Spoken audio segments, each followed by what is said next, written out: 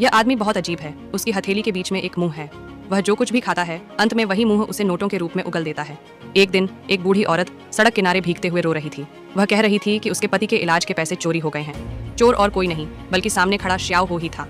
श्याओ हो को पैसे मिल गए, लेकिन उसने नाक सिकोड़ते हुए कहा, इतने कम पैसे लेकर भी डॉक्टर को दिखाने आते हो, मैं मर जाऊं तो अच्छा। यह कहते ही उसकी हथेली पर अचानक एक घाव फूट पड़ा।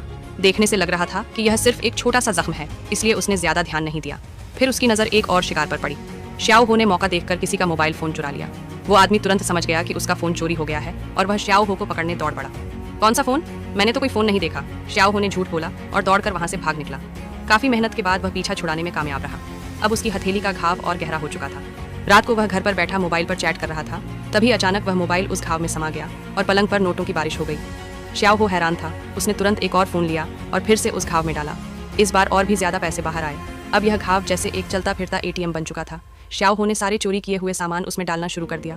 आखिरकार उसने ढेर सारी दौलत जमा कर ली, लेकिन फिर भी उसका लालच खत्म नहीं हुआ। आखिर प्यार करने में, शादी करने में और घर खरीदने में भी पैसे लगते हैं, इसलिए अब उसकी नज़र अपनी मंगेतर पर पड़ गई। श्याओ हो बहुत खुश था, लेकिन अचानक उसकी हथेली ने उसका कहना मानना बंद कर दिया।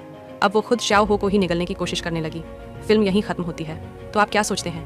क्या यह आदमी अपने कर्मों की सजा भुगत रहा